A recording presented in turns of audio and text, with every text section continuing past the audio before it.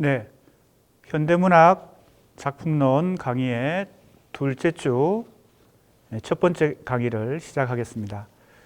지금 조지훈의 시세계를 공부하고 있는데요. 지난 시간에 이어서 3장 자연의 소리 공부를 진행하겠습니다. 크게 지금 이 논문은 우리 교재의 이 논문은 조지훈의 시 세계 속에 나타난 청각적 이미지를 통해서 그 시 속에 담겨 있는 의식의 세계, 즉 정신의 세계를 탐구하고 있습니다. 청각적 이미지를 크게 세 가지 유형으로 분류해서 그 각각의 의미를 혹은 주제를 탐색하고 있는데 지난 시간에 우리가 그 청각적 이미지 고찰을 위해서 이 한 편의 시를 심층적으로 분석해 보았습니다. 이 완화삼을 징검다리 삼아서 조지훈 시 세계 속에 나타나는 청각적 이미지의 세 가지 유형을 살펴보려고 합니다. 그 첫 번째 유형이 자연의 소리이고요. 자연의 소리가 나타난 대표적인 작품들 중심으로 살펴보고 있습니다. 바람 소리, 물소리, 자연의 소리 중에서도 다시 세부적으로 분류할 수 있는데 무생물 소리 계열인 바람 소리는 화자의 내면적 스름과 고뇌에 호응하는 청각적 이미지이다 라고 말하고 있습니다. 이것은 그냥 소리를 탐구해서 도출해낸 것이 아니라 이 작품 속에서 바람이 등장하는 이 작품 속에서 바람이 부는 벌판을 간다. 흔들리는 내가 없으면 바람은 소리조차 지니지 않는다. 머리칼과 옷구름을 날리며 바람이 웃는다. 의심할 수 없는 나의 영혼이 나적히 바람이 되어 흐르는 소리. 여기서 바람이 흐르는 소리가 등장합니다. 이 부분만 인용했기 때문에 이 논문에서는 부분만 인용하는 작품도 있고 전체를 인용하는 작품도 있습니다. 우리 학생들이 이 부분만 인용된 작품을 이 조지훈 시 전집 속에서 읽어보고 또 각자의 나름의 분석 그리고 과제물을 작성할 수 있어야 되겠습니다. 그래서 이 작품에 나타나는 조지훈 시 풀밭에서라는 작품에 나타나는 바람의 소리가 어떤 의미 맥락 속에서 등장하는지를 고찰을 해서 이렇게 결론을 맺은 것입니다. 바람은 움직임을 동반한 소리를 들려주는데 이 자연의 소리와 움직임과 소리는 시적 화자의 흔들림으로부터 생겨난다.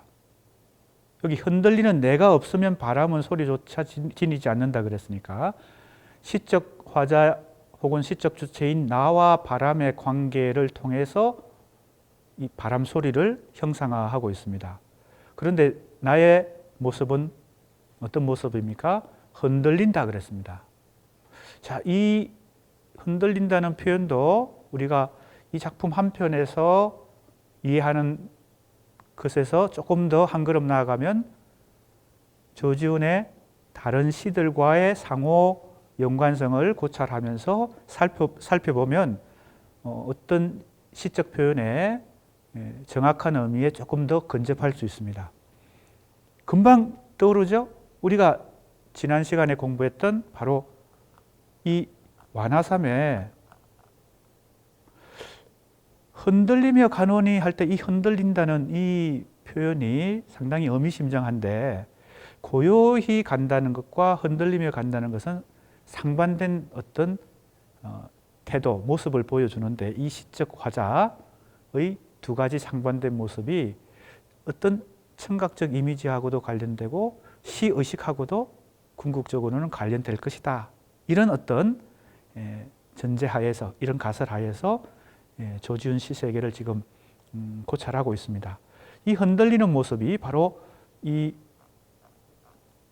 다른 작품 풀밭에서라는 작품에서 시적 화자 혹은 주체의 흔들리는 모습과 어떤 모종의 연관성을 가지고 있다고 볼 수 있고, 그것을 우리가 계속 탐색해 나가면서 시세계를 분석할 수 있습니다.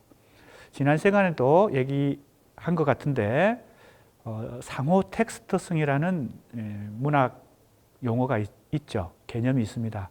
상당히 많이 사용되고 있는데, 일반적으로 상호 텍스트성은 한 시인과 그 이전의 선배 시인들 혹은 또 다른 시인들 사이의 영향관계, 작품의 영향관계.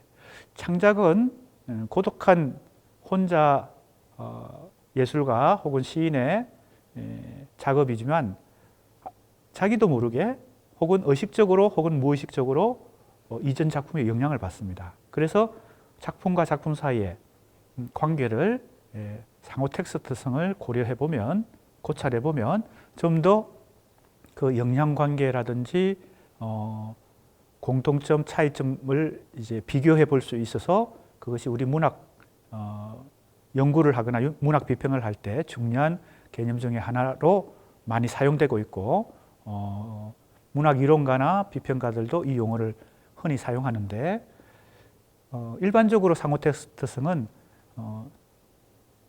작가나 시인, 다른 시인과 작가 사이의 작품의 관계성을 얘기합니다. 그런데 내가 이제 이 논문 혹은 조지훈 시 세계를 탐색할 때 그 상호 텍스트성을 한 시인의 작품 속에서도 적용해 볼 수 있다는 것입니다. 바로 지금 우리가 분석하고 있는 이 풀밭에서라는 작품도 조지훈의 시와 다른 시와 비교해 볼 때 조금 더 그 상호 텍스트성에 근거해서 비교해 볼 때 이해가 더 정확한 해석에 도달할 수 있겠죠.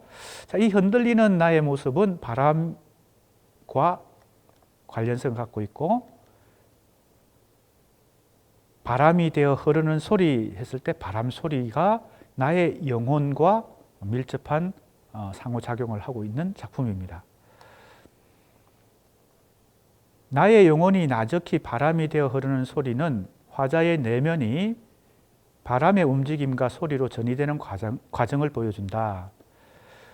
그래서 결국 바람 소리는 화자의 내면적 서름과 고뇌, 왜 흔들리는 모습을 지금, 화자의 모습은 고요한 모습, 크게 이제 고요하다는 태도 모습과 흔들리는 모습을 우리가 완화삼에서 설정했잖아요. 지금 이 바람은 흔들리는 화자의 모습과 연관되어 있다. 그러면 흔들린다는 것은 우리가 이제 분석과 해석을 시도해 본다면 서름과 고뇌, 그죠? 어떤 고뇌와 관련되는 어떤 모습이다. 이렇게 해석을 해보는 것입니다. 이제 바람 소리 위에 또 어떤 자연의 소리가 있는지, 자연의 소리 중에서도 다시 무생물의 소리가 있고 생물의 소리가 있다. 이렇게 뭐 볼 수도 있겠죠. 예를 들면 물소리, 바람 소리는 무생물의 소리고, 새소리, 동물 소리 같은 경우는 생물의 소리니까. 그러나 이런 이제 일반적인 분류 자체가 중요한 것은 아닙니다만, 우리가 좀 더 조지훈 시를 잘 이해하기 위해서 좀 분류를 시도해 보는 것입니다. 그 분류 자체가 중요한 것은 아닙니다. 자, 물소리가 등장하는 바로 이 작품, 지난 시간에 잠깐 살펴본 작품인데요. 파처우라는 작품입니다. 구름에서 빗방울이 떨어져서 파촌잎에 빗방울 소리가 들리는 것이죠. 그리고 창을 열고 푸른 산을 바라보고 물소리를 들어도 싫지 않다라고 표현하고 있습니다. 자, 여기서 이 작품의 중요한 상징 혹은 심상은 청각적 이미지인데 물소리, 바람소리, 조금 전에 앞에 작품은 바람소리가 중요한 이미지로 등장했다면 이 작품에서는 물소리입니다. 이 물소리는 아마 빗방울 소리에서 출발했다고 볼 수 있고 구름에서 떨어지는 것입니다. 온 아침 나의 꿈을 스쳐간 구름, 이 밤을 어둠에서 시리라 등고, 이렇게 마지막 연이 마무리되고 있는데 이 작품도 상호 텍스트성에 근거해서 살펴본다면 완화삼하고 상당히 연관성을 가지고 우리가 상호 비교해 볼 수 있습니다. 구름이 등장한다는 점에서 그렇고요. 밤이 역시 등장합니다. 그 다음에 여기도 밤이 등장하고 구름이 있죠. 완화삼 기억하겠지만 새가 울고 그 다음에 구름이 흘러가죠. 우리 학생들 이 교재를 통해서 살펴볼 수 있으면 좋겠는데요. 지금 이 자막을 통해서도 볼 수가 있습니다. 교재는 181쪽입니다. 우리가 지난 시간에 공부한 것이니까 기억이 나겠죠. 차원산이 있고 산에 바위가 있고 하늘이 멀고 산새가 울음을 웁니다. 구름이 흘러갑니다. 자, 이 일련은 수직적 구도를 보여주고 산과 하늘이라는 수직적 구도 속에 산새라는 울음 우는 산새가 등장한다 그랬죠. 이 구름의 수평적 모습은 700리까지 이 물길이 흘러갑니다. 구름과 물길은 수평적으로 흐릅니다. 거기에 나그네가 등장합니다. 이 나그네는 1년에 등장하는 산새와 2년에 등장하는 구름 혹은 물길이 종합된 어떤 시적 주체다 이렇게 볼 수 있겠습니다. 그렇게 본다면 이 나그네라고 하는 시적 주체의 정체는 지상에서 천상으로, 즉 산 바위에서 하늘로 지향하려는 것이 실패한 이 산새의 고통이 구름의 수평적 흐름으로, 구름과 물길의 수평적 흐름으로, 즉 유랑으로 혹은 방랑으로 전개되는 그 모습 그 자체가 나그네입니다. 왜 나그네가 조지은 씨의 시적 주체로 중요한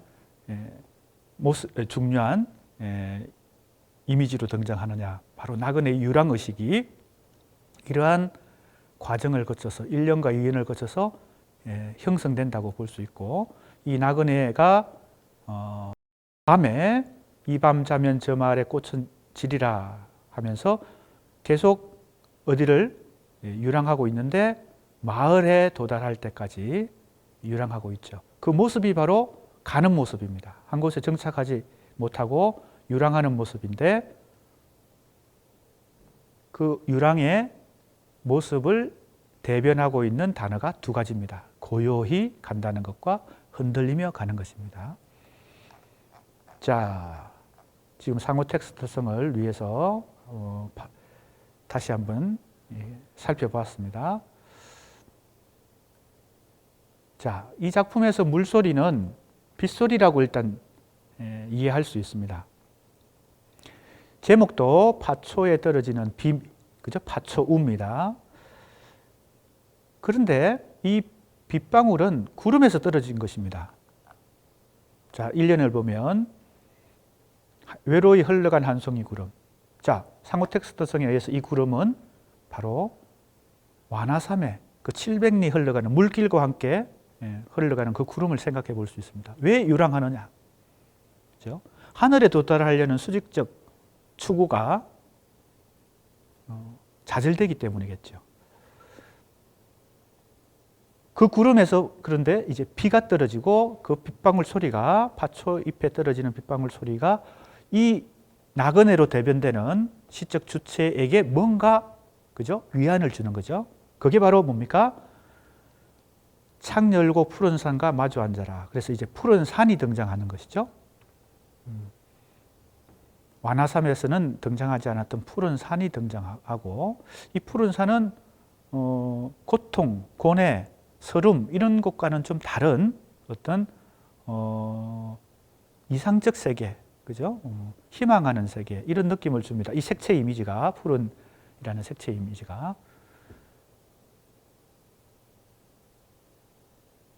그리고 이 물소리도 청량한, 그죠?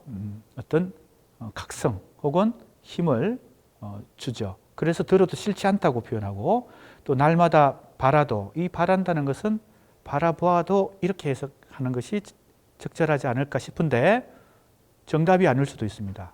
이 바라도라는 단어를 다른 의미의 시어다라고 해석해보는 것도 필요합니다. 내가 볼 때는 문맥상 날마다 바라보아도 이렇게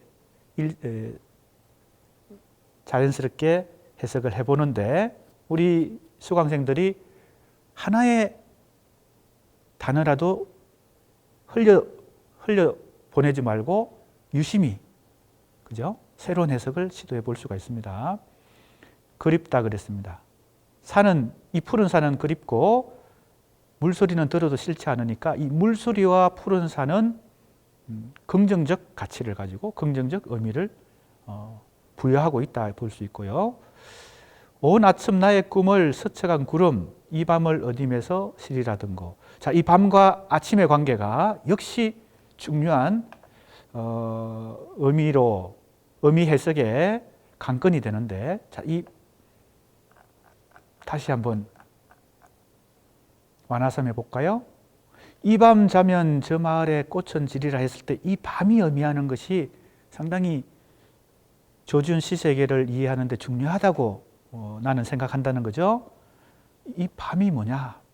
대체로 밤이라는 이 시간적 배경이 등장하는 조지훈의 시가 많은데 이 밤의 의미가 뭐냐? 이 밤과 아침이 대립 개념으로 설정되어 있다고 볼 수 있느냐? 그렇다면 밤의 의미와 아침의 의미는 어떻게 해석하는 게 좋으냐? 이런 것들이 앞으로 우리가 해석해 나가야 될 요소들입니다. 자, 지금 내가 작품을 해석하고 있는데 우리 학생들은 또 나름대로 다른 해석 혹은 더 좋은 해석, 더 나은 해석, 새로운 해석을 시도해 볼 수 있습니다. 이걸 우리 교재에는 이렇게 좀 더 객관적인 해석과 분석과 해석을 서술하고 있습니다. 그래서 이걸 다 읽지는 않고 우리 교재를 한번 읽으면서 우리 학생들이 확인하고 복습할 수 있으면 좋겠습니다. 지금 내가 작품을 보면서 설명을 했기 때문에 이것을 그냥 다 설명하지는 않겠습니다. 여기 구름에 대해서 유랑의식에 대해서 얘기하고 있고요. 또 고독과 슬픔과 방황이 이 구름과 관련된 유랑의식에, 즉 나그네의 이 모습 속에서 포착할 수 있다는 것이고, 그러나 그 고독과 슬픔과 방황이라는 유랑의식 속에서 어떤 소망 혹은 희망 이런 것을 보여주는 것이 푸른 산, 그리고 아까도 얘기했지만 빗방울입니다. 그렇죠? 여기서 밤은 구름이 유랑을 지속하는 시간적 배경이기도 하고요. 완화섬에서도 이 밤의 나그네가 길을 계속 갑니다.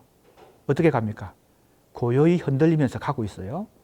그 나그네가 길을 가는 그 시간적 배경이 밤이고, 이 작품에서도 밤이라고 볼 수, 이 밤을 어디면서 시리라든고 하고 있으니까요. 이 밤을 어디면서 시리라든고. 자, 그러니까 이 유랑하는 모습이 구름이든 물이든 나그네든 유랑하는 이 시적 주체의 모습은 밤에 주로 진행된다는 것입니다. 그래서 일단 이 작품 속에서 내가 이 밤을 어떻게 해석했습니까? 우선 시간적 배경으로 등장하는데 구름이 유랑을 계속하고 있는데 시적 화자가 처한 존재론적 상황이다. 이건 일단은 아주 기본적인 해석이죠. 이 밤은 단순한 시간적 배경이 아니라 화자의 존재론적 상황이다. 이렇게 일단은 해석해 볼 수 있습니다. 그 존재론적 상황을 어떻게 더 구체적으로 해석하느냐? 그건 이제 앞으로 이제 다른 작품들을 해석해 보면서 계속 이 밤의 의미가 뭘까 염두에 두면서 진행해 봅시다. 그 다음 이 무생물의 계열이 치상적 존재의 흔들림, 즉 현세적 고뇌와 슬픔을 찰나적으로 형상화하면서 각성의 계기를 마련한다면, 그랬습니다. 이제 바람소리가 등장하는 작품, 빗소리가 등장하고 물소리가 등장하는 작품 두 편을 지금 뭐예요? 선정해서 이 전집을 읽으면서 물소리, 바람소리, 물소리, 그죠? 그 중에서 또 치사 선택해서 이 논문에서 분석 대상으로 삼을 만한 작품이다라고 생각한 걸 여기서 인용하고 해석하는 식으로 전개하는 거죠. 치사 선택이 필요합니다. 그래서 너무 기계적으로 분석을 하려고 하다 보면 물소리가 나오는 걸 다 찾아가지고 다 나열하고, 그죠? 새소리가 나오는 걸 다 찾아가지고 나열하고, 그런 식으로 너무 뭐라 그럴까요? 치사 선택 없이 나열하듯이 논문을 쓰게 되면 그것은 좀 단순한 어떤 구도가 되죠. 그래서 항상 우리는 치사 선택이 필요하고, 그 치사 선택을 얼마나 적절히 잘하느냐도 능력입니다. 그죠? 작품 분석 해석 능력입니다. 그래서 과감하게 어떨 때는 이 작품보다는 이 작품을 가지고 분석하는 것이 좀 더 효과적이겠다라는 판단, 이런 판단도 할 수 있어야 되겠죠. 그래서 지금 자연의 소리를 다시 둘로 지금 세분했습니다. 무생물, 그 무생물 소리를 들려주는 대표적인 작품 두 편을 지금 인용하고, 그걸 어떻게 해요? 분석한 다음에 해석하고 다시 종합해 줘야 되겠죠. 내가 분석하고 해석한 결과가 이거다는 거죠. 그게 이제 이 논문에서 내가 각 장마다, 지금은 우리가 3장을 지금 전개하고 있는데, 각 장마다 이 논문을 쓰는 사람의, 그죠? 필자의, 연구자의 어떤 논지가 여기서 매듭을 지어 가면서 또 다음 논지로, 그죠? 논리의 전개를 해 나가는 것입니다. 작품 분석과 해석과 논지 전개, 이걸 적절히, 그죠? 배치를 해서 논문 한 편을 전개하고, 그걸 통해서 내가 조지훈 시에서 찾아낸 것, 조지훈 시에서 새로 내가 발견해서 주장하고 싶은 바를 선명하게, 좀 더 객관적으로 누가 읽어도, 이 논문을 읽어도 이 논문을 쓴 연구자가 뭘 말하고자 하는지를 잘, 그죠? 전달받을 수 있도록 그렇게 논지를 매듭을 지어 나가야 되겠죠. 자, 그런 면에서 여기서 정리를 하는 것입니다. 조지훈의 시에서 자연의 소리 중 무생물 소리 계열이, 자, 이제 의미 해석, 의미 부여를 하는 것입니다. 분석한 결과 정리하면 이렇다는 거죠. 지상적 존재의 흔들림, 즉 현세적 고뇌와 슬픔을 찰나적으로 형성한다 그랬어요. 자, 그러니까 바람 소리, 물 소리, 이런 자연의 소리는 시적 주체의 흔들림과 또 고뇌와 슬픔을 영원이라는 시간 개념이 아니고 찰나적 시간 개념, 즉 현실적 시간 속에서 경험하는 것을, 그런데 또 각성의 계기도 마련한다는 겁니다.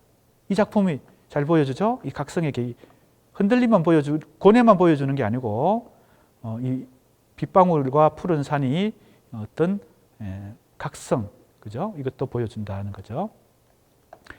이제 다음 유형으로 넘어갑니다. 자연의 소리 중에서 이제 동물, 즉 생물, 무생물이 아니라 이제 생물인데, 생물 중에서도 식물의 소리는 잘 안 나타나죠. 그것도 물론 일반론적으로 내가 생각해내면 안 됩니다. 조지훈의 시 속에, 그죠? 생물의 소리 중에서 식물의 소리가 있느냐? 거의 없기 때문에 이제 동물의 소리로 이제 한정해서, 자연의 소리 중에서 동물의 울음소리에 해당되는 것, 여러 소리가, 동물의 울음소리가 나오는데 그 중에 역시 치사 선택을 해서 이제 꾀꼬리 소리가 등장하는 작품 살펴봅니다. 앵음슬법이라는 작품입니다. 한자로 되어 있어서 쉽지는 않은데 말 그대로입니다. 앵음이라는 것이 꾀꼬리 울음소리입니다. 슬법, 그러니까 마치 꾀꼬리 울음소리가 스님의 슬법과 같이 들린다는 겁니다. 앵음슬법. 꾀꼬리 소리가 등장하는 이 작품 잠깐 읽어보겠습니다. 교재가 있는 학생은 188쪽에 이 작품이 인용되어 있습니다. 벽에 기대 한나절 졸다 깨면 여러 제친 창으로 흰 구름 바라기가 무척 좋아라. 자, 벽이 있고 창이 있으니까 어떤 공간 안에서, 즉 방 안에서 흰 구름을 바라봅니다. 바라기가 또 나오죠? 자, 그러니까 아까 바라기라는 시어가 어떤 작품에서 나왔을 때 그것이 여기 바라도, 그죠? 바라도라는 것이 바라본다는 뜻인지, 희망한다, 그죠? 희망한다, 바란다는 뜻인지, 아니면 둘 다인지, 뭐 여러 가지 해석의 가능성이 있을 텐데, 역시 상호 텍스트성, 그 시어의 정확한 뜻이 뭐냐? 다른 시에서는 어떻게 나오는지, 그죠? 유사한 시어가 지금 등장하고 있죠. 흰구름 바라기가 무척 좋아라. 노 수자는 오늘도 바위에 앉아 두 눈을 감은 채로 염주만 샌다. 그죠? 나이가 든, 그죠? 나이가 든 수자. 그랬으니까 아마 절에서 불도를 닦는 어떤 존재를 의미하는 것 같습니다. 바위에서 염주를 сед는 것입니다. 이제 조지훈의 시세계에는 불교적 상상력이 혹은 불교적 이 소재가 많이 등장하니까 지금 이 작품에서도 뭐 슬법이라는 이 제목 자체가 그렇죠. 그리고 여기 노수자도 그렇고요. 염주라는 단어도 그렇고요. 스스로 정멸하는 우주 가운데 먼지 앉은 경이야 펴기 싫어라 이랬어요. 3년입니다. 정멸하는 우주가 등장했어요. 상당히 광활한 이미지인데요. 우주라고 그랬으니까. 그리고 정멸한다 그랬어요. 스스로 정멸한다. 정멸한다는 것은 생성의 반대죠. 그죠? 소멸하고 가라앉고 사라지고 이게 정멸인데 스스로 정멸하는 우주 가운데 자, 이 1년과 2년에서 3년으로 전개될 때 이 굉장히 관념적이면서도 광대한 어떤 이미지가 등장하는데 먼지는 아마 먼지라고 봐야 되겠습니다. 이게 먼지인지 아니면 다른 단어인지 이것도 의심을 가지고 우리 수강생들 중에 누가 이 먼지가 교수님은 먼지라고 해석하는데 그게 먼지가 아니라 다른 단어예요 라고 할 수도 있어야 되겠죠. 내가 볼 때는 지금 이 먼지는 먼지라고 보는데 문맥상 먼지 앉은 경, 이제 불경을 얘기합니다. 이 경이라고 하는 것보다 더 어떤, 그죠? 경은 불도를, 진리를 담아놓은, 뭐 기독교로 따지면 성경이겠죠. 그죠? 그런데 이 경이라고 하는 것을 펴기 싫고, 이 경과 뭐가 비교되고 있어요? 이 우주가 비교되고 있어요. 그러니까 이 진리의 세계가 과연 이 불경이라는 책 안에 들어있느냐, 뭐 이런 어떤 의미도 있지 않나 싶습니다. 그 다음에 꾀꼬리 소리가 등장하는 이 부분을 보겠습니다. 여기서 꾀꼬리 소리가 등장하죠. 그 다음에 꾀꼬리 고운 사투린 범패 소리처럼 낭낭하구나 했어요. 범패도 불교의 어떤 용어입니다. 아마 불교에서 사용하는 어떤 악기 소리, 혹은 악기라고 뭐 딱 규정짓기보다는 어떤 소리가 나는 어떤 사물, 뭐 이런 것이죠. 불도를 닦는 데 필요한 어떤 도구처럼 보입니다. 꾀꼬리 소리가 범패 소리처럼 낭낭하다 그랬어요. 그래서 이제 앵엄설법이라고 제목을 붙인 거겠죠. 벽에 기대 졸다 깨면 바람결에 속잎피는 고목이 무척 좋아라 이렇게 전개됩니다. 자, 그러면 이 작품은 크게 보면 전반부와 후반부로 나눠지는데 전반부는 노수자의 그죠? 태도, 지금 불도를 닦는 모습, 그리고 그것이 우주, 정멸하는 우주와 근접하는 이 세계가 보이고 후반부에는 꾀꼬리 소리가 등장함으로 해서 이 꾀꼬리 소리가 어떤 의미가 있는지가 상당히 의미심장한데 수행성으로 보이는 화자는 이 시적 화자입니다. 시적 화자가 지금 이 어떤 절의 모습을 그죠? 이 형상화하고 있죠. 화자는 벽에 기대 졸다 깨는 순간에 흰 구름을 보기도 하고 고목을 완상하기도 하고 노수자와 달리 화자는 자연의 풍경을 감상한다. 흰 구름과 바람의 정체를 주목했습니다. 우리 수강생들은 또 다른 이미지에 주목할 수도 있겠죠. 왜 나는 이 두 가지에 주목했나 하면 상호 텍스트성입니다. 앞에서 우리가 중요하게 징검다리로 삼았던 실마리로 삼았던 완화삼에도 등장했고, 이 구름은 조금 전에 파초우에도 등장했나요? 아니, 풀밭에서 바람이 등장했죠. 그리고 파초우에서는 빗방울이 등장하고요. 자, 그래서 구름과 바람의 정체, 유랑과 연결되겠죠? 구름과 바람은 한 곳에 정착하는 이미지가 아니고 머물지 않고 끝없이 이동하는 속성을 가지니까. 그 다음에 정멸이라고 하는 것은 일체의 번뇌에서 해탈한 불생불멸의 높은 경지, 열반. 그래서 이 정멸은 우리가 일반적으로 사용하는 용어라기보다는 불교적 용어에 가깝고, 그것은 우리가 불교에서 흔히 얘기하는 열반이라고 하는 용어가 있는데 그것과 밀접한 관련을 갖고 있다고 볼 수 있습니다. 스스로 정멸하는 우주는 그러니까 불교적 어떤 세계로서 욕망과 고뇌가 갈등으로 둘러싸인 인간 세계와는 다른 어떤 우주적 무의 세계다, 무한의 세계다. 그래서 이 정멸은 열반 혹은 우주적 무, 혹은 무한의 세계.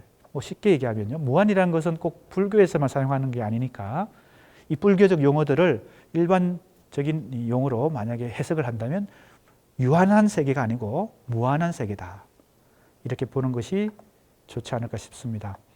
그래서 이 무한한 세계가 이 정멸하는 우주로 형상화되고 있는데, 흰 구름과 바람의 이동과 유랑을 통해 근접할 수 있는 세계이다.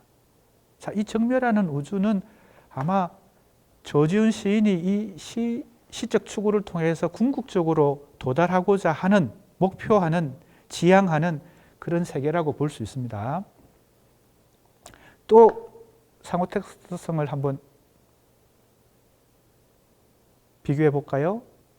바로 우리 완화삼, 그죠? 징검다리로 삼았던 완화삼에 이 산새가 구슬피 울어무는 이유가 뭘까요? 하늘이 멀기 때문이죠. 차운산 바위 위에서 하늘을 추구하는데 하늘에 도달할 수 없기 때문에 슬퍼서 갈등에 사로잡히고 고뇌에 가득 차서 흘러가죠. 구름으로 물길로 700리나 흘러가죠. 바로 이 하늘이라는 시어 속에 이 무한의 세계가 담겨 있다고 볼 수 있습니다. 그것이 바로 지금 이 작품에서는 정멸하는 우주로 더 구체화됐다고 말할 수 있겠죠. 정멸하는 우주는 바로 그런 무한의 세계다. 그래서 흰 구름과 바람은 그 무한의 세계에 도달하지 못하는 어떤 시적 주체가 이동과 유랑, 즉 떠돌아다니는 것을 통해서 그것을 대신하고 있다, 이렇게 볼 수 있겠습니다. 그러면 이 꾀꼬리 소리는 뭐냐? 자, 이 작품에서 이 꾀꼬리 소리, 그죠? 꾀꼬리 소리는 바로 이 흰 구름과 바람의 유랑과 혹은 나그네의 유랑과 거의 맞먹는, 그죠? 자, 그래서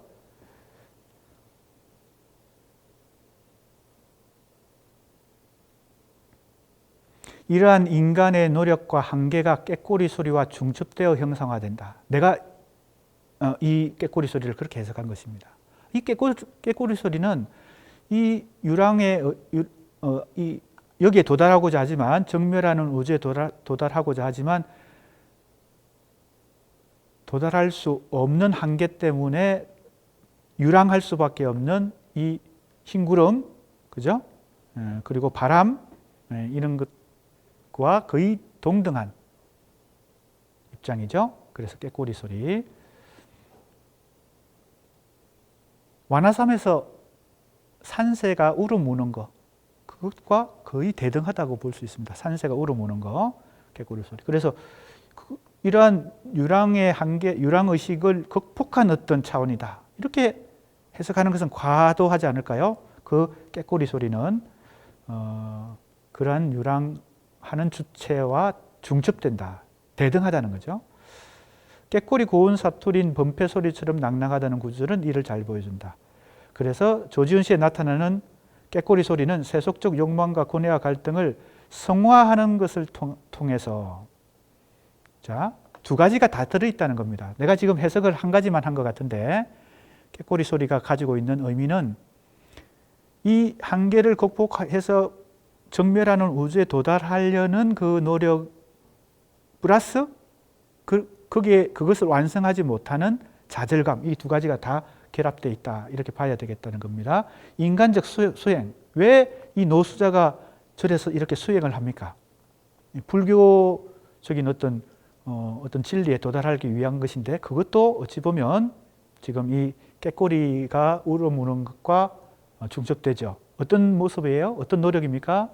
세속적 욕망과 고뇌와 갈등을 정신적으로 승화하는 노력이죠. 그게 인간적 수행입니다. 꾀꼬리 소리는 그런 모습이, 그런 의미가 담겨 있다는 겁니다. 그리고 그것이 한계를 가진다. 불완전성이다. 즉 성공할 수 없다는 것이고 그것이 꾀꼬리 소리가 갖고 있는 두 가지 의미 맥락이다.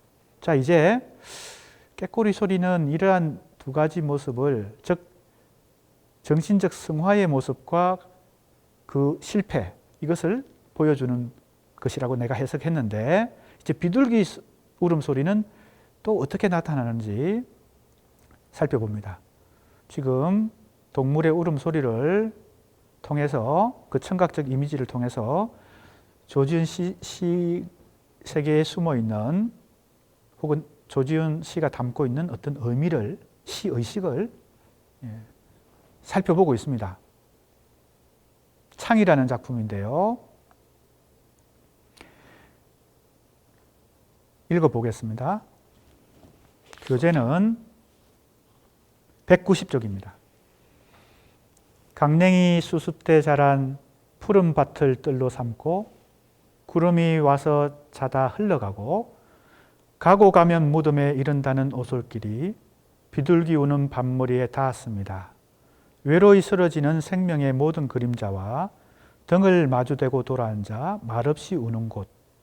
지대한 공간을 막고 다시 무한에 통하나니 내 여기 기대어 깊은 밤 빛나는 별이나 이른 아침 들리는 꽃잎과 얘기하여라.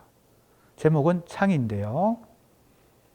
이 작품은 우선 내용 분석 혹은 이미지 분석, 상징 분석을 하기 전에 우선 형태적으로 특이합니다.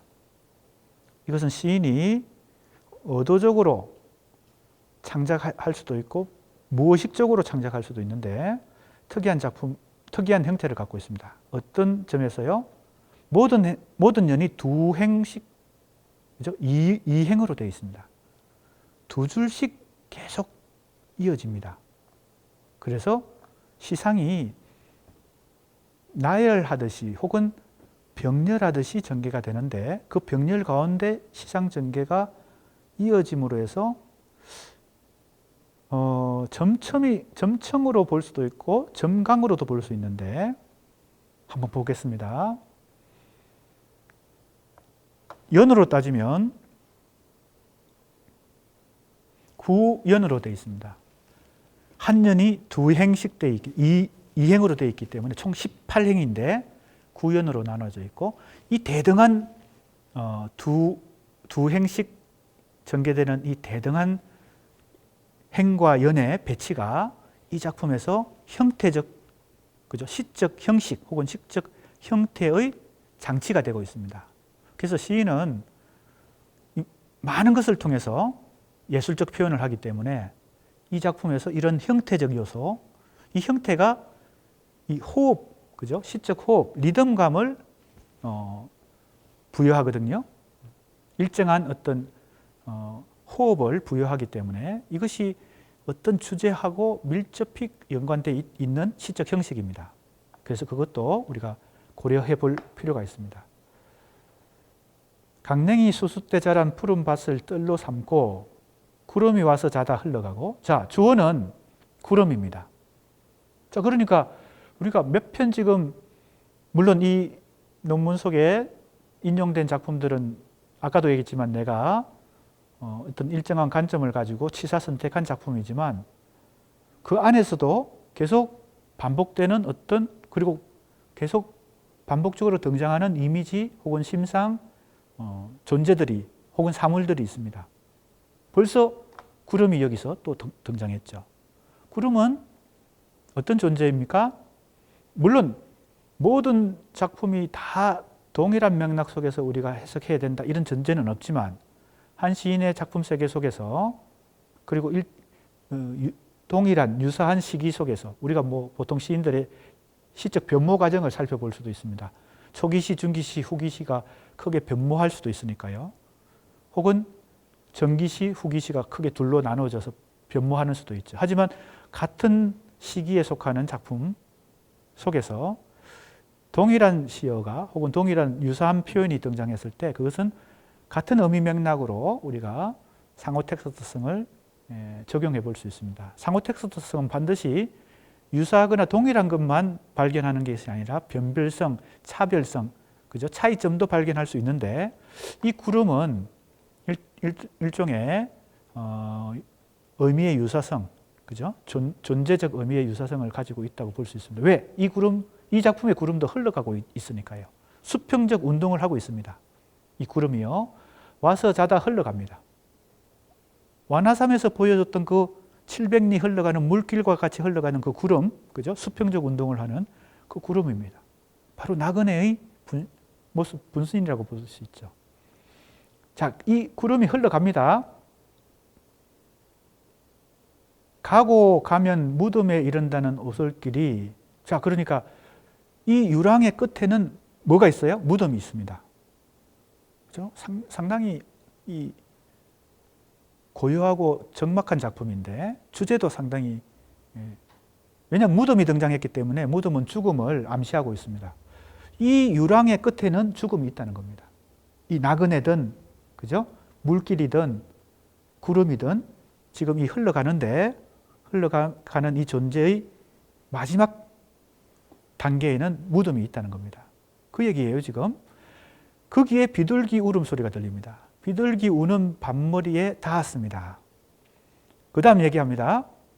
외로이 쓰러지는 생명의 모든 그림자와, 그랬으니까 쓰러진다, 이것은 조금씩 희미해지거나 명멸하다가 사라지거나 뭐 이런 의미라고 볼 수 있습니다. 이 시어가 가지는 의미는. 그리고 외롭다 그랬어요. 이 구름의 흘러감은 존재의 그죠? 단독성, 그죠? 조지훈 시에 등장하는 이 존재들, 시적 주체들은 대체로 무리지어서 등장하지 않고 산새도 그렇고 구름도 그렇고 나그네도 그렇고 혼자서 그죠? 흘러가거나 길을 가거나 하고 있습니다.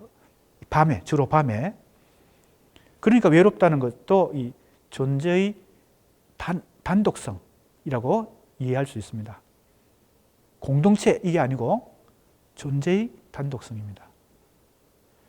쓰러지는 생명의 모든 그림자와 등을 마주대고 돌아앉아. 자, 외로이 쓰러지는 생명의 모든 그림자, 죽음을 암시하는데 이 무덤과 함께 등을 마주대고 돌아앉아 말없이 우는 것 그랬습니다. 자, 누가 우는 걸까요?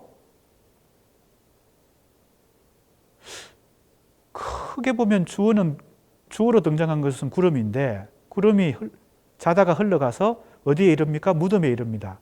거기에 비둘기가 울고 있어요. 근데 외로이 쓰러지는 생명의 모든 그림자와 등을 마주대고 돌아앉아 말없이 우는 것. 문맥적으로 표면적으로 드러난 주어를 거슬러서 찾아보면 구름입니다만 이 구름은 조지훈 시 세계 속에서 시적 주체를 대변하기도 하니까 산새일 수도 있고 나그네일 수도 있고 그죠? 시적 화자일 수도 있겠습니다. 이 시에서 말하고 있는 이 사람. 자, 그러니까 이 등을 마주대고 돌아앉아 말없이 운다는 것이 상당히 이 시의 전체적인 중심 주제와 주제를 표현하고 있습니다. 상당히 고독한 가운데 어떤 존재의 궁극적 뭡니까? 죽음을 대면하는 그런 시죠. 존재의 궁극적 비밀인 죽음과 대면했을 때 거기서 경험하는 것은 슬픔의 세계, 그죠? 고독의 세계, 적막한 세계, 그죠? 아마 이 세계는, 그죠? 그러나 슬픔과 고독과 적막의 이 세계는 그 다음 연을 보면요, 지대한 공간을 막고 다시 무한에 통하나니 하니까 반전이 일어나고 있습니다. 다시라고 하는 이 부사어가 이 반전의 의미를 강하게 암시하죠. 지대한 공간을 막고 다시 무한에 통한다 그랬으니까, 막고 통한다 그랬으니까 이 벼랑까지 마지막 무덤, 죽음이라는 이 무덤에 도달했을 때 비로소 뭐가 다시 열리는 거죠. 무한의 세계가 다시 열린다는 겁니다. 무덤 혹은 죽음의 벼랑의 마지막 끝에 도달했을 때 다시 어떤 무한이 열리는데, 이 무한은 조금 전에 우리가 읽었던 작품에서는 바로 여기에 해당되는 것이라고 볼 수 있습니다. 우주, 그죠? 이 무한은 우주입니다. 어떤 우주예요? 정멸하는 우주. 정멸이, 그죠? 끝없는 어떤 고요와 죽음, 이것과 연관된다면 우주는, 그죠? 새로운 생명이죠. 새로운 무한이죠. 자, 그러니까 조금 전에 그 작품, 이 작품 앵엄술법에 등장하는 정멸하는 우주가 이 작품 창이라는 작품에서는 무한, 그죠? 정멸에 해당되는 것은 말없이 운다는 것과 관련될 수 있고, 무한은 우주와 관련된다고도 볼 수 있습니다. 내 여기 기대어 깊은 밤 빛나는 별이나 이른 아침 떨리는 꽃잎과 얘기하여라 그랬습니다. 자, 밤과 아침이 등장했어요. 자, 앞에서도 내가 조지훈 씨 세계 속에서 밤의 심상이, 밤의 이미지가 상당히 의미심장하다 그랬는데 그것에 우리가 접근을 해볼 필요가 있습니다. 그리고 아침도 등장해요. 깊은 밤과 이른 아침 두 개가 다 등장하는데, 밤에는 별이 있고 아침에는 꽃잎이 등장합니다. 자, 그랬으니까 이나 그랬죠? 별이나 꽃잎과 그랬으니까 별과 꽃잎은 어떻게 봐야 되겠어요? 이 문맥 속에서 대등하다고 봐야 되겠습니다. 엔드로 연결되어 있으니까. 그래서 조지훈 시에서 별의 심상이 가지는 시적 의미하고 꽃이 가지고 있는 시적 의미는 어찌 보면 대립된다기보다는 대등하다고 우리는 일단 이 작품 속에서 해석을 1차적으로 해볼 수 있습니다. 그러면 조지훈 시에서 이제 별의 심상과 꽃잎의 심상, 이것도 중요한 우리의 해석 대상이 된다, 이렇게 볼 수 있죠. 자, 그랬을 때 꽃의 심상이 가지는 시의식, 그죠? 자, 우리는 지금 이 논문에서 주로 조지훈 시의 청각적 이미지에 주목하고 있지만, 청각적 이미지만 가지고 너무 해석을 해나가면 작품 한 편의 전체적인 의미 구조를 놓칠 수 있으니까, 우리가 기본 목표는 청각적 이미지를 분석하고 해석하는 거지만 다른 심상들, 다른 어떤 비유나 상징들도 같이 겸해서 살펴볼 필요가 있습니다. 그런 의미에서 별의 이미지와 꽃잎의 이미지가 역시 해석의 대상인데요. 꽃잎과 별이 우리가 앞에서 읽은 작품에서도 등장하죠. 바로 우리가 징검다리로 삼았던 이 완화삼에 꽃이 등장하죠. 근데 이때 꽃은 지는 꽃입니다. 이 밤 자면 저 마을의 꽃은 지리라 그랬어요. 자, 약간의 차이가 있죠. 꽃의 이미지가 가지는 의미는 다를까 같을까는 그건 또 우리가 살펴봐야 되겠지만, 아무튼 이 밤 자면 저 마을의 꽃이 집니다. 아침에 꽃이 지는 겁니다. 그죠? 밤에는 피어 있다가 아침에는 꽃이 진다는 겁니다. 자, 이 꽃의 의미가 우리가 또 중요하게 해석해 볼 필요가 있는 것이다 하는 것이고, 물론 밤과 아침의 관계도 우리가 살펴볼 필요가 있습니다. 자, 물론 우리의 기본적인 목표는 이 시에 등장하는 뭐예요? 이 비둘기 우는 소리입니다. 왜? 우리가 지금 동물의 울음소리, 꾀꼬리 소리에 이어서 이제 비둘기 울음소리에 대해서 고찰하고 있으니까요. 비둘기 우는 이 장소는 어디입니까? 무덤가입니다.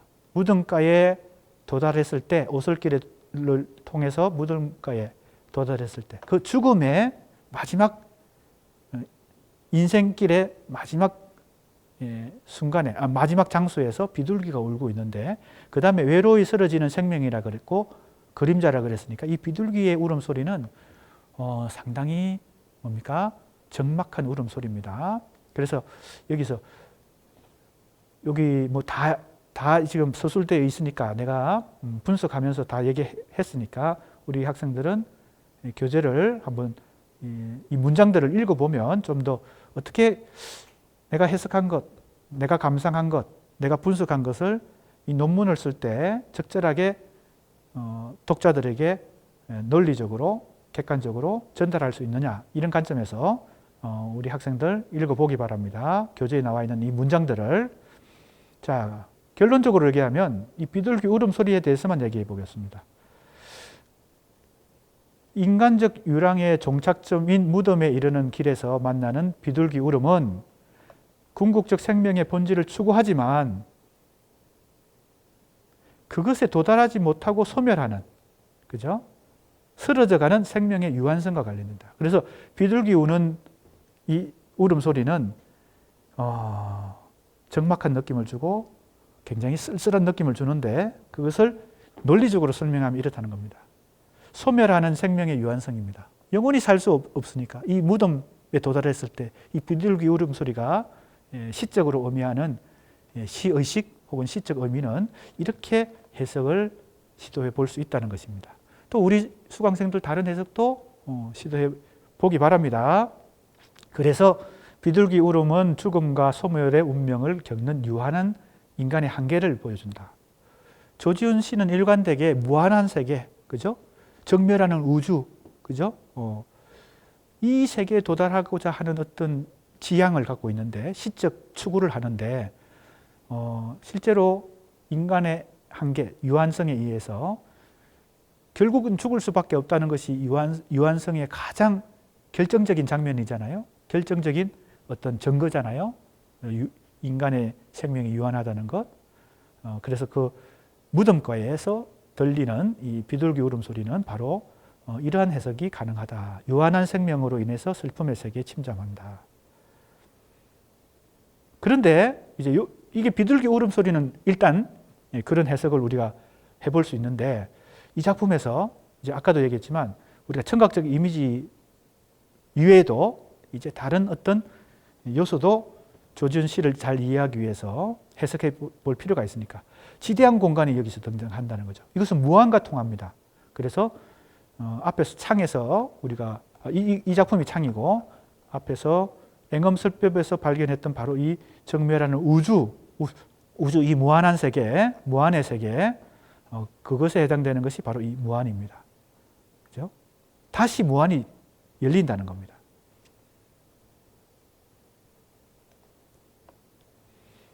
그 다음에 이제 마지막 아까 얘기했던 별과 꽃잎이 등장하는데 8년과 9년에서요. 빛나는 별과 떨리는 꽃잎은 깊은 밤과 이른 아침을 이어주면서 무한과 연결하는 연결고리다. 자, 그러면 이 작품 말고 다른 작품에서도 좀 더 증거를 찾아야 될 텐데, 그죠?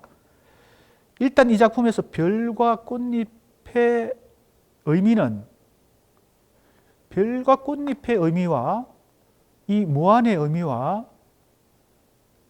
비둘기 우는 소리의 의미가 다 독립되어서 분리되어 있는 게 아닙니다. 한 편의 작품 속에서 어떤 관계를 통해서, 관계성을 통해서 이 이미지들이, 이 심상들이 다 연결되어 있겠죠.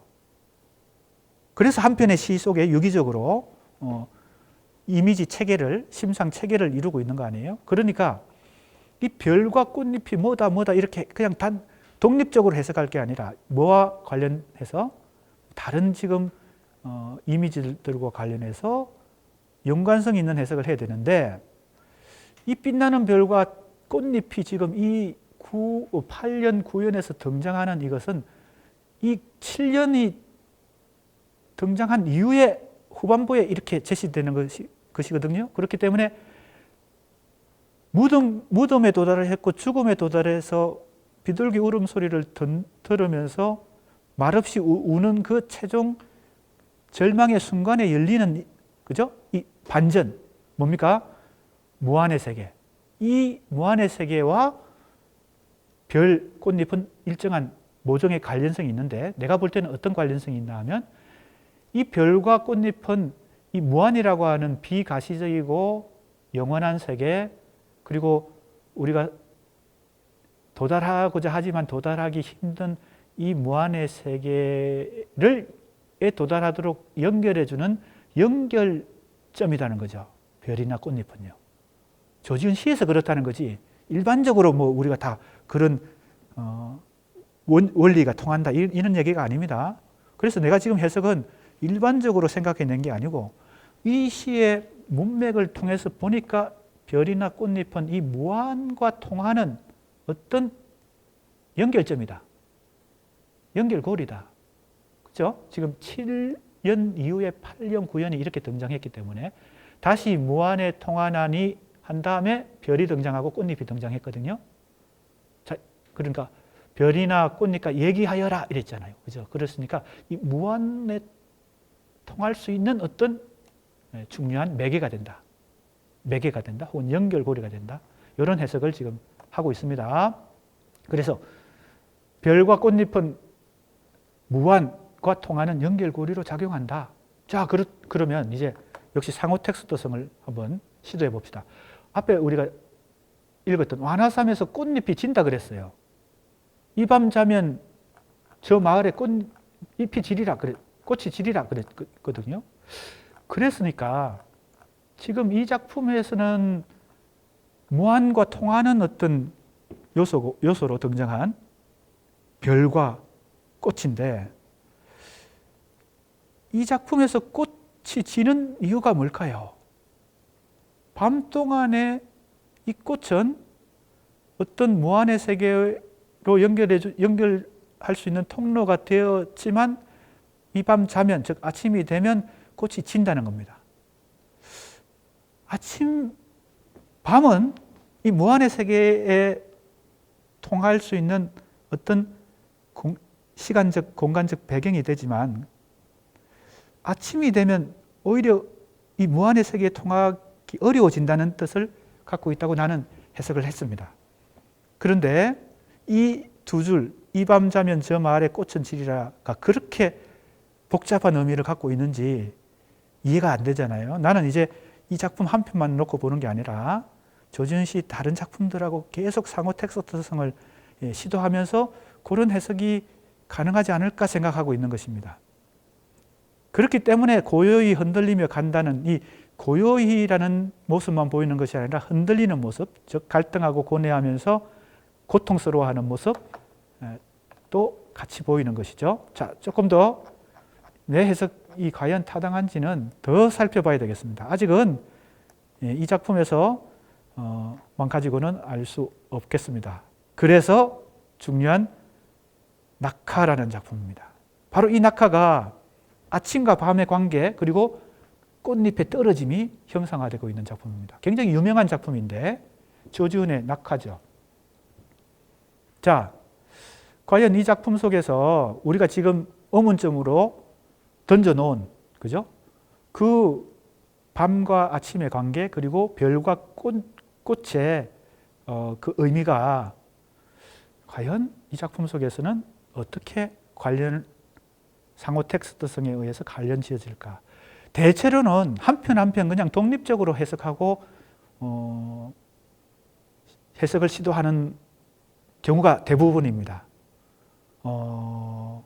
연구자들이나 그죠? 교수들 대체로 그렇습니다. 나는 계속 이제 상호 텍스트성을 통해서 한 시인의 작품 속에서도 작품 간의 연관성을 통해서 해석을 시도해 봐야 된다는 입장을 가지고 있습니다. 그래서 지금 이 논문에서도 그렇고 이 강의를 통해서도 그렇게 하고 있습니다.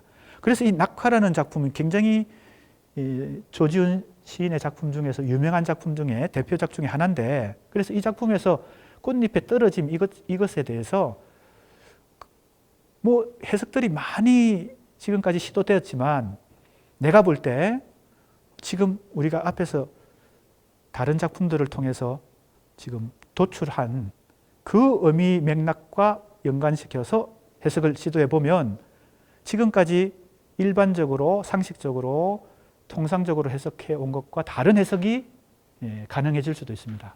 자, 한번 시도해 보겠습니다. 유명한 작품이죠. 이건 누구나 많이 아는 작품입니다.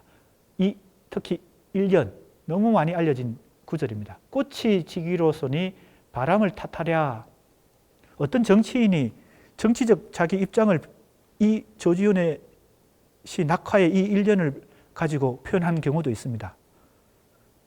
그건 이제 정치적으로 자기 입장을 이제 이 맥락을 통해서 표현한 것인데, 자, 우리는 그런 것과 상관없이 이 작품 자체에서 한번 조지훈 시인이 어떤 시의식을 가지고 이런 표현을 했는지 살펴보겠습니다. 꽃이 지기로서니 바람을 탓하랴 그랬어요. 자, 꽃이 지는 것은 바람의 잘못이 아니란 겁니다. 바람의 원인에 의해서 꽃이 지는 게 아니란 겁니다. 일단 이 표현의 의미는 그렇습니다. 자, 꽃과 바람이 이미 앞에서 우리가 중요한 이미지, 조지훈 씨의 이미지라고 얘기했던 거죠. 주름 밖에 성긴 별이, 자, 별이 등장합니다. 별과 꽃이 다 등장해요, 이 작품에. 자, 성긴 하는 뜻은 뭘까요? 성기다. 역시 우리는 한 편의 시를 잘 이해하려면 시어 하나하나의 의미도 다 정확하게 이해해야 됩니다. 그게 기본이죠. 그죠? 그게 ABC죠. 그래서 이 성긴도 여러 가지 해석을 시도해 볼 수 있는데, 내가 볼 때는 이건 덤성덤성하다 이렇게 봐야 되겠어요. 나는 그렇게 봅니다. 성기다라는 시어가 여러 의미가 있을 수 있는데, 이 시에서 표현한 것은 별이 촘촘하게 이렇게 많이 하늘에 떠 있는 게 아니라 덤성덤성하게 하나씩 이렇게 성기게, 머리카락이 많은 사람도 있고 적은 사람도 있는데 성기다, 머리카락이 성기다 그런 것은 덤성덤성하게 났다는 거죠. 주름 밖에 성긴 별이 하나 둘 쓰러지고 했으니까 별도 지금 사라지는 상황입니다. 꽃도 지고요. 자, 별도 쓰러지고 꽃도 집니다. 기촉도 울음 뒤에 먼 산이 다가서다. 산이 지금 가까이 보이는 겁니다. 기촉도 울음도 지금 아마 뒤에 그랬으니까 기촉도 울음도 들리다가 지금 약간 멀어지는 듯한 느낌을 줍니다. 자, 꽃, 별 사라지고 기촉도 울음 소리도 멀어지는데 산은 다가옵니다. 왜 그럴까요? 자, 지금 아침이 오기 때문입니다. 촛불을 꺼야 하리 꽃이 지는데 이랬어요. 자, 촛불도 등장했습니다. 자, 촛불은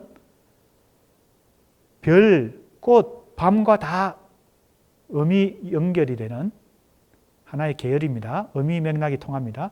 꽃 지는 그림자 뜰에 어리어 하얀 미닫이가 우렴 붉어라. 미닫이가 왜 붉어질까? 이것도 여러 가지 해석이 가능한데, 촛불을 끕니다. 꺼야 한다고 그랬습니다. 아마 촛불의 불빛 때문에 붉을 수도 있고요. 아니면 아침이 오기 때문에 햇살 때문에 붉어질 수도 있습니다. 아무튼 지금 이 시의 시상 전개를 보면 밤이 가고 아침이 오는 걸 알 수 있습니다. 묻혀서 사는 이의 고운 마음을 아는 이 있을까 저어하노니. 저어한다는 것도 어떤 뜻인지 알아야 됩니다. 저어한다. 두려워한다. 조심한다. 그죠? 경계한다. 이런 뜻이겠죠. 그러니까 묻혀서 사는 이의 고운 마음은 이 시적 화자의 지금 상황입니다. 은둔해서 산다 혹은 뭐 조용히 숨어서 산다 뭐 이런 뜻도 되겠죠. 묻혀서 산다는 것은 나는 시골 가서 뭐 별장에 가서 혹은 산에 들어가서 묻혀서 살겠다. 뭐 이런 얘기이죠. 묻혀서 산다는 것도 그런 뜻이죠. 아는 이 있을까? 묻혀서 사는 이의 고운 마음을 아는, 이건 일부러 다른 사람이 모르게 내 마음을 모르게 하는 것이니까 그것을 아는 사람이 있으면 두렵다는 것이죠. 그걸 조심하고 경계한다는 것이죠. 자, 마지막 연입니다. 꽃이 지는 아침은 울고 싶어라 그랬어요. 아침인데 꽃이 집니다. 자, 그 울고 싶다는 것은 꽃이 지금 희망의 매개이고 혹은 무한의 세계로 연결되는 연결고리이고 연결통로인데 꽃이 지니까 무한의 세계와 멀어지는 거죠. 무한의 세계와 연결하는 통로가 사라지는 거니까 울고 싶은 것은 이해가 됩니다. 그렇기 때문에 이 낙하라는 작품 속에서 이 화자가 묻혀서 사는 이 고운 마음을 유지할 수 있는 것은 이 꽃이 피어 있는 동안이고 다른 말로 하면 별이 떠 있는 동안이고요. 그것이 꽃도 지고 별도 사라지고 기척도 울음이 멀어지면서 뭐예요? 촛불을 꺼야 되는 이 상황은 오히려 울고 싶은 상황입니다. 그것은 아침이 온다는 것과 관련되어 있습니다. 자, 그래서 지금 이 작품 속에서는 이 무한과 통하는 이 별과 꽃잎이 밤에 별이 피어 있고 아침에 꽃잎과 얘기하는 이 아주 해피한, 그죠? 행복한 상황을 얘기하고 있지만 대체로 이 작품과 비교했을 때 다른 작품에 나타나는 이 상황은 아침이 되면 꽃이 진다는 겁니다. 그리고 이 꽃은 별과도 밀접한 관련성을 갖고 있는 이미지이고 그 의미는 무한의 세계와 통할 수 있는 연결고리이고 통로인데 그렇다면 우리는 밤의 세계가 의미심장한 이유가 뭡니까? 밤은 이 무한의 세계로 통할 수 있는 거점을 마련해 준다. 즉 상황을 제공해 준다는 겁니다. 시간적 배경이기도 하지만 아까 존재론적 상황을 의미한다고 일단은 얘기하고 지나갔지만 궁극적으로 조지훈이 도달하고자 하는 지향하고자 하는 세계는 정멸하는 우주 혹은 무한의 세계인데 그 무한의 세계는 밤을 통해서 밤이라는 거점을 통해서 접근할 수 있는 어떤 세계다. 왜? 왜라기보다는 그리고 그 밤이라는 거점에서 중요한 이미지로 등장하는 것이 별과 꽃이라는 겁니다.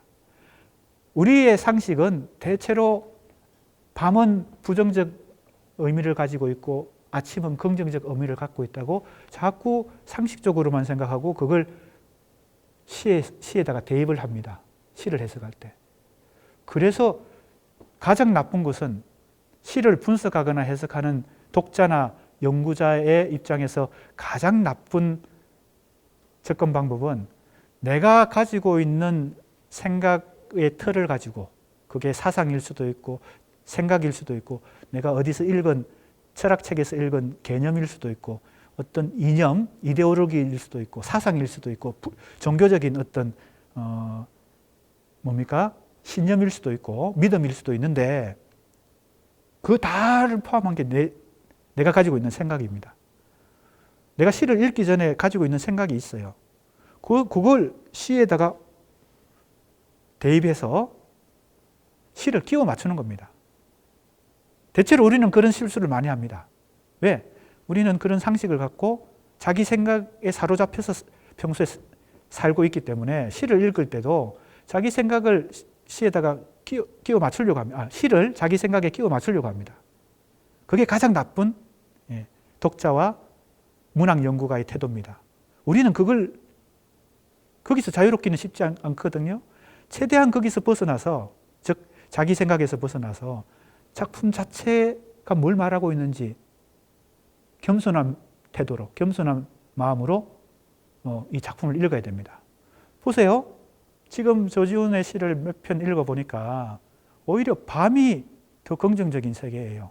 왜? 밤을 통해서 무한의 세계에 도달할 수 있기 때문이죠. 그 밤에 꽃과 별이, 그죠? 그 연결고리가 됩니다. 그래서 이 작품도 지금까지 이렇게 해석한 사람은 거의 없는데 이 작품에서 중요한 것은 바로 밤이라는 겁니다.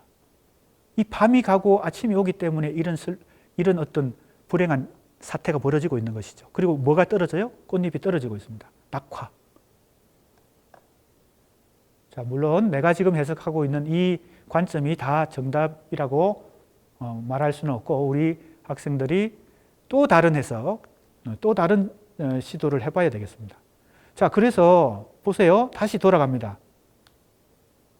지금 여기까지 공부하고 다시 돌아가서 이 완화삼에 이 꽃이 지는 장면을 보겠습니다. 이 밤 자면 저 마을에 꽃은 지리라 그랬어요.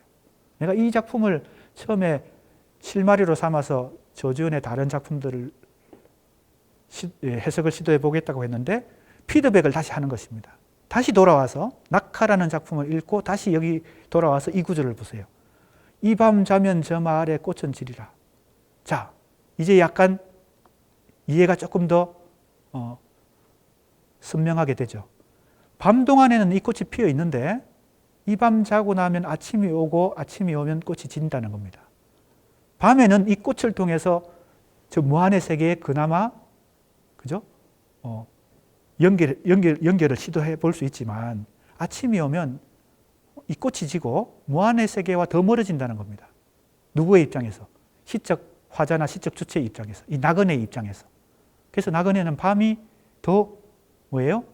자기에게는 희망의 시간이자 공간인 것이죠. 아침이 오면 더 멀어지니까 그 무한의 세계에 접근할 수 있는 통로도 사라져버리고, 그죠? 꽃도 져버리고 별도 사라지고 하니까요.